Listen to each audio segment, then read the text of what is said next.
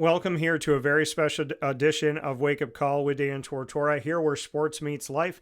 We're with you up and down the East Coast, the Midwest, the West Coast, and all around the world on YouTube.com and Facebook.com, both / Wake Up Call DT. And you know it's called DT on the CFP here on Wake Up Call. And I'm here with Gary Stokan, the president, CEO of Peach Bowl, Inc., overseeing the Chick-fil-A Peach Bowl and so much more as we are here inside of a very historic moment in college football and collegiate athletics with our first ever 12-team college football playoff. And the Chick-fil-A Peach Bowl will be on the road to that, one of the quarterfinal games this season. Gary, how are you, my friend? Hey, Dan, Merry Christmas to you and all your listeners. Thanks for having us. Yeah, Merry Christmas to you, and very happy to have you as always, Gary. And getting into this game, I mean, looking at it from the outside, just seeing the bracket, the fact that the New Year's Six Bowls, if you will, which the Chick-fil-A Peach Bowl is a part of, you're always going to be on the path to the national champion now. There's never going to be a year in, year out, semifinal there, and then you're outside of it. You will always be within the path to the college football national champion, either as a quarterfinal or a semifinal game. What does that mean to the Chick-fil-A Peach Bowl? Well, we've come a long way, certainly. I remember my first year in 1998, we selected Georgia, and who wasn't ranked, in Virginia, who was ranked 12th. And our own newspaper, the Atlanta Journal-Constitution, the headline was Georgia going to Peach Bowl, a third-tier bowl game. And so in our own city, we were looked at as a third-tier bowl game, and here we are, talking about hosting basically in a calendar year all three main events of the CFP playoff. This year, the Chick-fil-A Peach Bowl will be a CFP quarterfinal. At the end of this year, January 20th, we'll be hosting the national championship game of the CFP in Atlanta. And then next year, January 9th, we'll be hosting the CFP semifinal in the Chick-fil-A Peach Bowl. So we've come a long way, along with hosting the Aflac kickoff game now, which next year we'll have Syracuse against Tennessee on Saturday, and then on Sunday, Virginia Tech against South Carolina. Three of those teams ranked in the top 25 at the end of this season. So we'll open the season with a bang with two great Aflac kickoff games and close the season with the CFP semifinal in the Chick-fil-A Peach Bowl. Yeah, and like you said, coming a long way. And Gary, you and I talk about this all the time. It's not about what the outside noise thinks. It's what you know in your heart, leading with a pure heart and good intentions.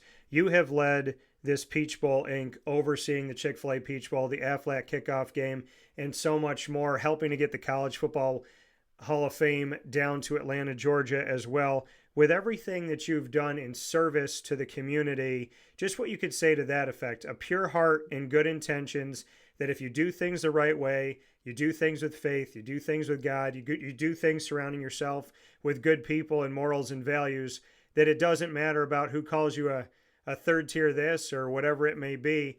You have proven in your life with your team that who you think you are and who you know you are is who you can become. And I think that that's a true testament in your service to others, your service to the community, and in never believing the outside noise. So I'd love for you, I know it's loaded, but I'd love for you to expand on that a little bit, because you are a true example of you are who you believe you are, and you can do anything you put your mind to and your heart to. Well, my mother taught me in Acts 10:29, I believe it is, where Jesus said it's more blessed to give than receive. And my dad instilled in me that, if you're going to do something, do it right the first time. And so I've kind of held those two things near and dear to my heart, and learning from my parents, amongst other things. And, we've become the most charitable bowl organization in the country now by donating $64 million since 2002 to charities and scholarship. And that makes us the most charitable bowl organization out of all 41 bowl games, I think there are. So it's something that is part of our mission.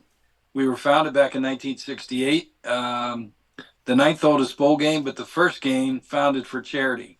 And we've kept that as part of our mission and maintained that. And we're basically, Dan, we're using college football for the greater good to impact a lot of people's lives in a positive manner. Yeah, and I love what you're doing, and God's light shines down kindly on those that are doing things the right way and doing things in service to others and helping others. You said it was back in 1968. Well, how about this? Back in 1970, we look at the fact that Arizona State played in the Peach Bowl. That was against North Carolina, the Tar Heels back then. So just a couple steps after you started as a bowl game with the Peach Bowl, we saw Arizona State play in this game. Arizona State had never won a bowl game, and they won that game this time around. They are in it officially in the Chick-fil-A Peach Bowl. They will play the winner of the 5-12 matchup between Texas and Clemson, which will be played in Texas. So just bring me into that. You know, historically, starting in the late 60s, right after that, 1970, Arizona State plays in the Peach Bowl. It's their first ever bowl victory in the history of the Sun Devils, and now here they are making history in the 12-team playoff back at the Peach Bowl again.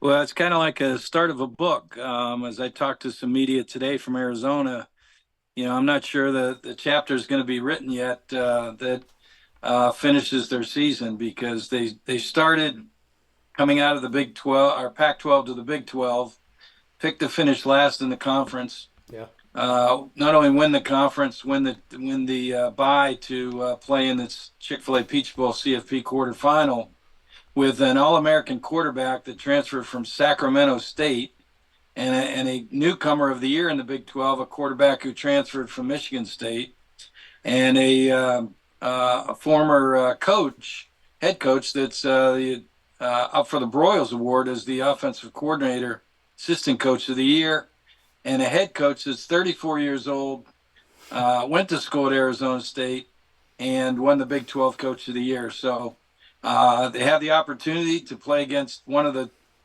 Blue Bloods in either Clemson or Texas that will play this weekend. We'll be down in Austin for that game to see who will be hosting in the Chick-fil-A Peach Bowl along with Arizona State. But it's a unique story. In 1970, we were at Bobby Dodd Stadium, the oldest on-campus facility in the country. And Vince Dooley, who was coaching at Georgia, his brother was the head coach of North Carolina. And North Carolina was on one side. And Frank Cush, who was ranked number 8 in the country with the Arizona State Sun Devils, at the time could not get into one of the big bowls like the Orange, the Cotton, the Sugar, or the Rose at the time. I believe there were only 9 bowl games. And so the Peach Bowl reached out, brought Frank Cush and the Sun Devils to Atlanta. It rained in the first quarter, sleeted in the second quarter, snowed in the third quarter, and iced in the fourth quarter. Arizona State went on to win 48-26, and Vince Dooley, rest his soul, told me that, Gary, I was never so cold in my life, standing on the sidelines of Bobby Dodd Stadium. I had to leave my own brother at halftime because I couldn't stand the cold. And here's Arizona State that comes in, and their fans were sitting in the stands freezing, but it was 70 degrees or 80 degrees in Phoenix. And so the people from Phoenix in the Valley said, hey, why don't we start one of these bowl games? We have great weather this time of year. Arizona State can't seem to get into one of these big bowls, so let's start a bowl game on our own. And so the Phoenix people and the Valley people started meeting with the Peach Bowl people, and out of that, the Fiesta Bowl was created. So just a unique story, which, again, part of the Cinderella story of Arizona State this year. Yeah, and you just, I mean, giving us that history that the Peach Bowl helped to create the Fiesta Bowl, and now you both are within the college football playoff. How incredible is that story? Yeah, just and to have, Arizona State with the potential to play back in our game and, potentially win the game to go to the semifinal game.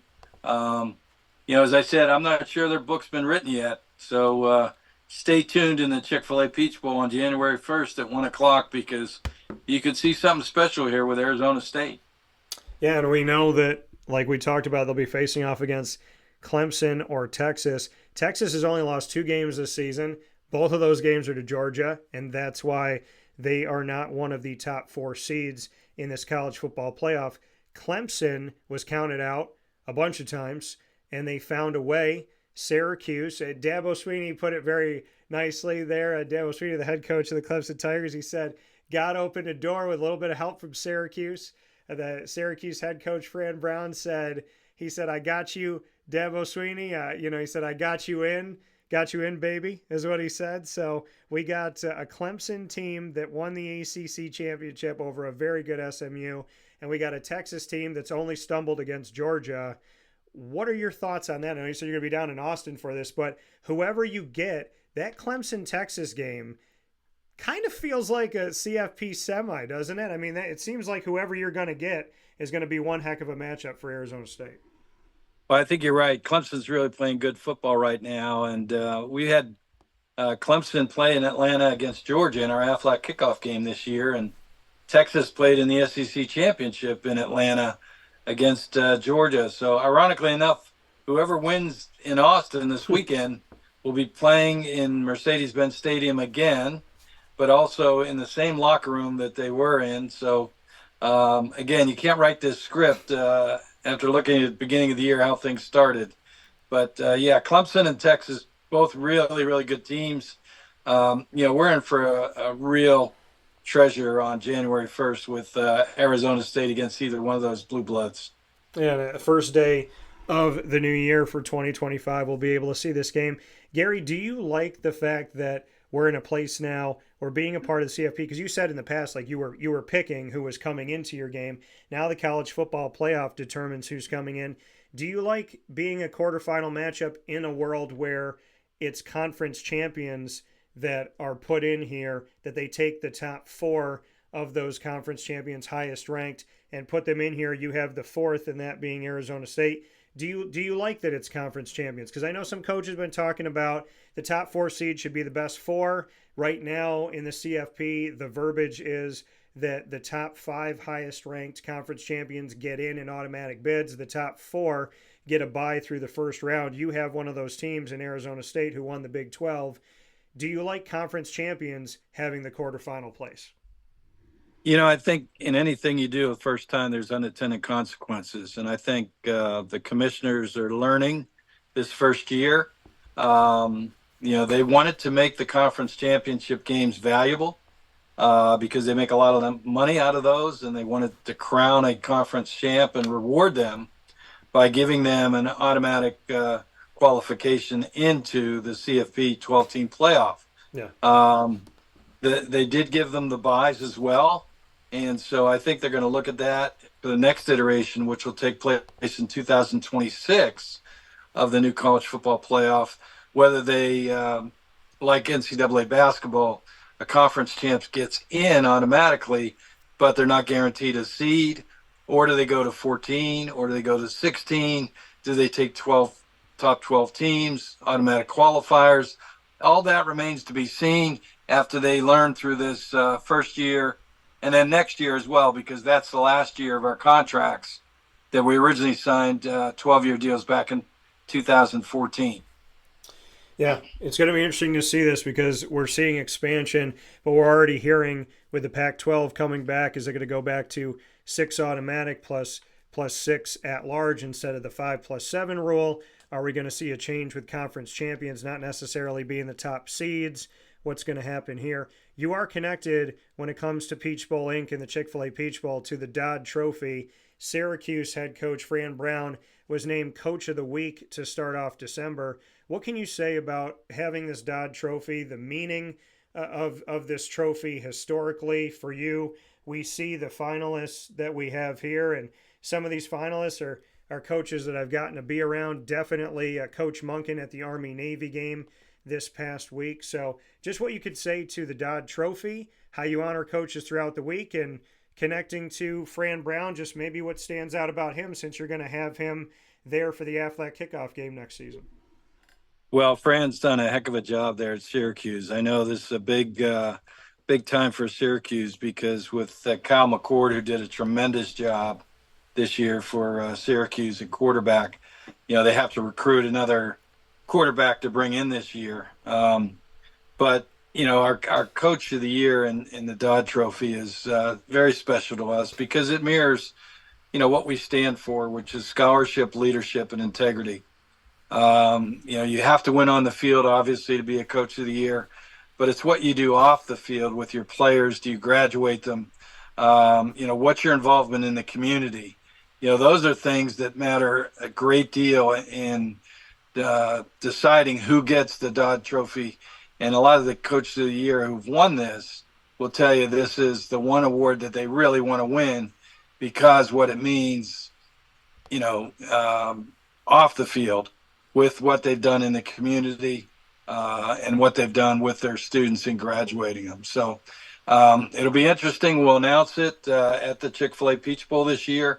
And similar to the Heisman, we bring back the old winners, the old coaches who have won the award, and host them, as well as we host the inductees of the National Football Foundation College Football Hall of Fame at our game as well. So we'll have a lot of dignitaries there and celebration on Friday night with the Dodd Trophy winners, the Hall of Famers, as well as our own Hall of Fame that Jimbo Fisher and Eric Berry will be inducted into this year.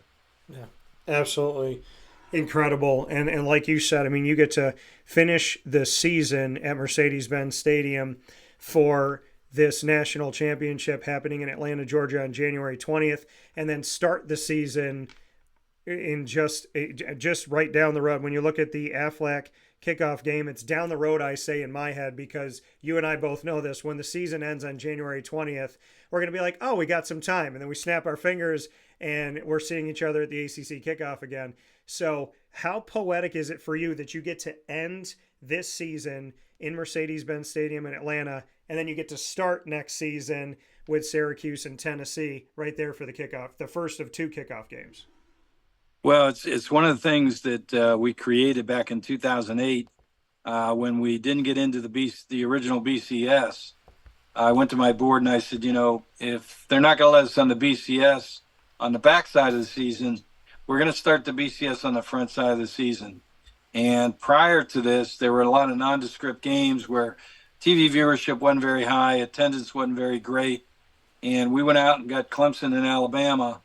And Nick Saban would tell you that win in that game, after finishing 7-6 his first year at Alabama and losing to Louisiana Monroe, that game gave Alabama the kind of the spotlight in the nation because TV viewership was incredible that first week.